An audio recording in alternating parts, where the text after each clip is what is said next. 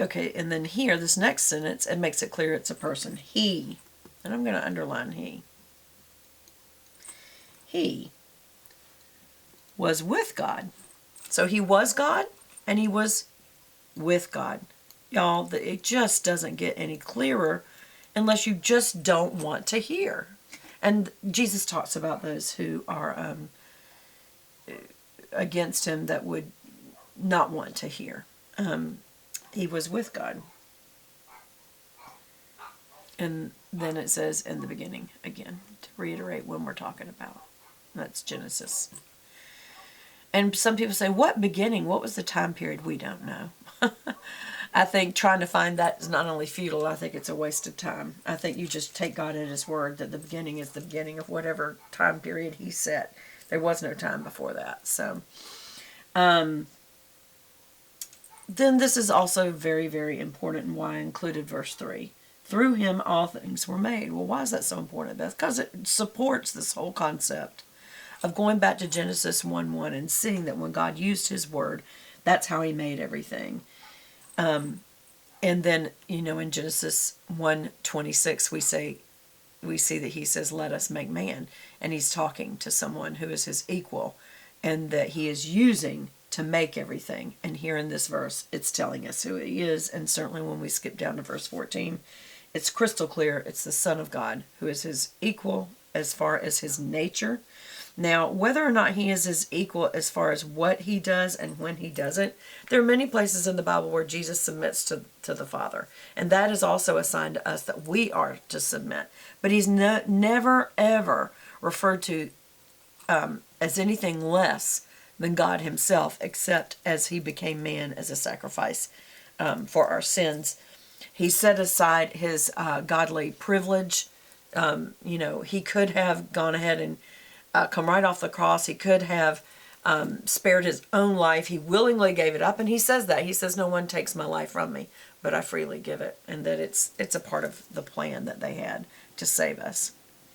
Okay, so through him, all things were made. Now here's another thing. If you were to say that Jesus is not God, are you saying that somebody other than God made all of creation?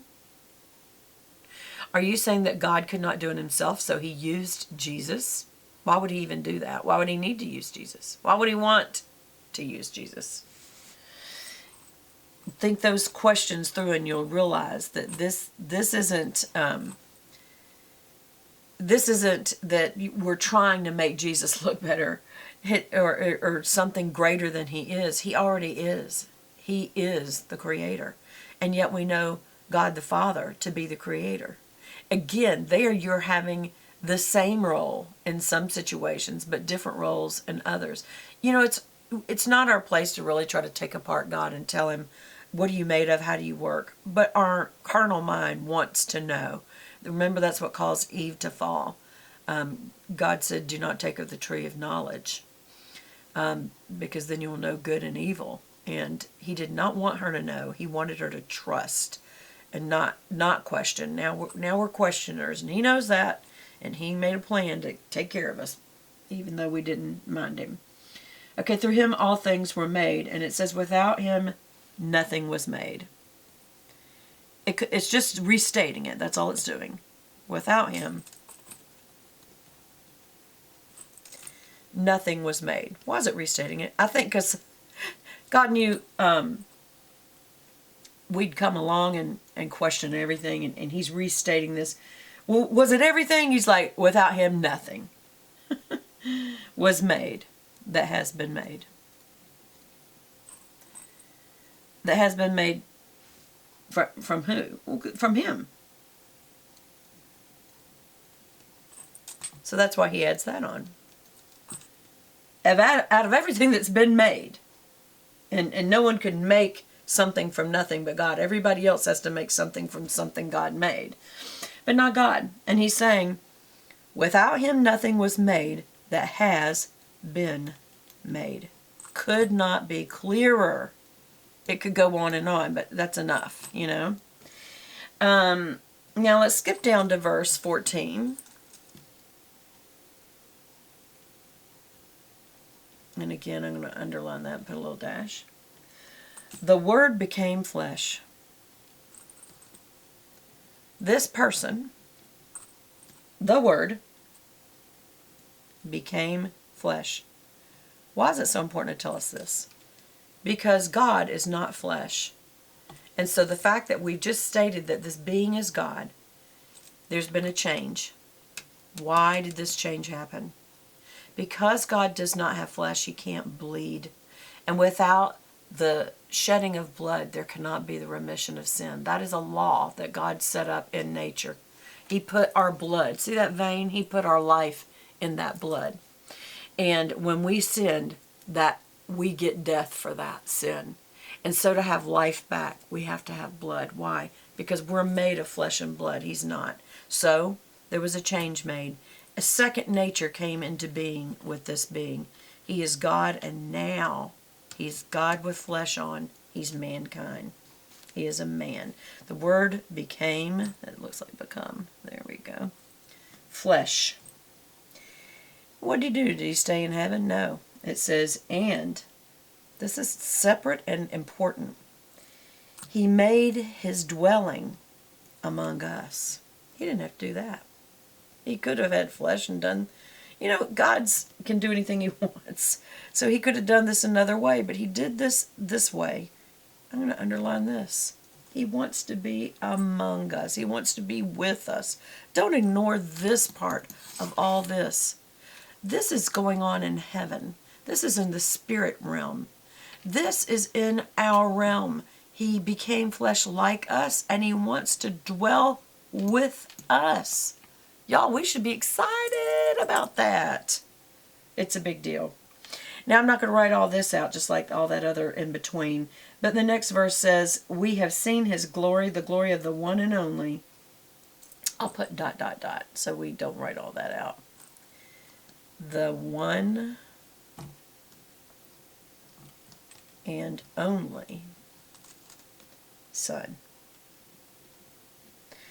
So what other gods are there? None. What other sons are there? None. I'm going to put a ... This is defining exactly who this God is. He is the Son of God. He's not separate in nature, some other kind of being. He is God in nature. He is the Son in person. Does that help you? In the person of who He is the Son. In the nature of who He is God. But now He's got a new nature, God and man. He's got two natures. That's different. That's amazing. That's so wonderful. Now let me see where we are. Okay, so we're in the second video. I tell you what I'll do. Because I think this is probably fixing to start. Yeah. I will go ahead and flip back over here to Genesis.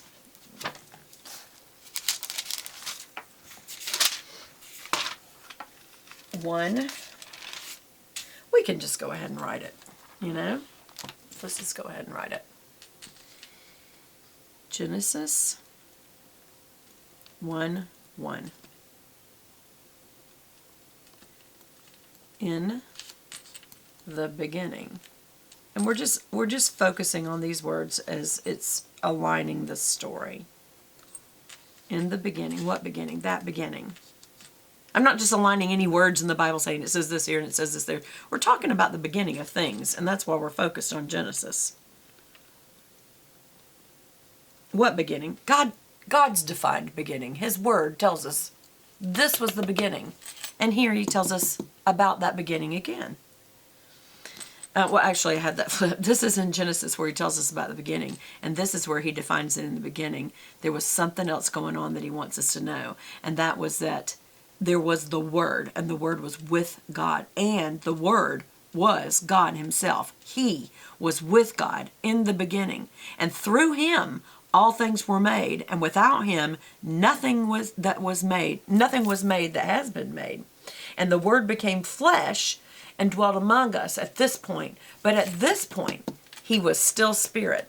He was God in spirit. In the beginning, God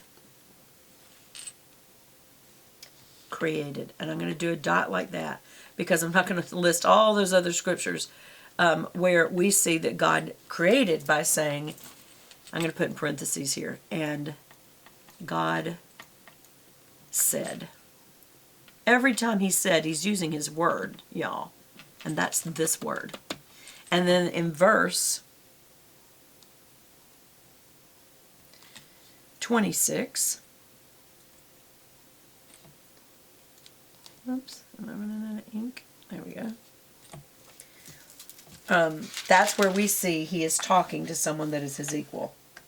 He says, and God said again,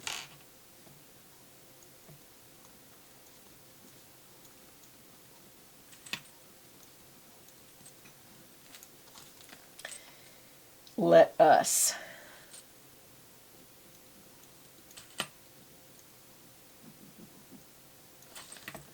make man. And in case somebody gets confused, well, maybe he was asking the angels to get in the manufacturing mode and make a man. And he's like, no. Let us make man in our image. Whose image is that? An angel image? No. God is not an angel. He's saying, me and my son and my spirit are one. And remember how we talked about over here when we talked about John chapter 10, where Jesus tells us, I and the Father are one. Remember, that's John chapter 10, verse 30.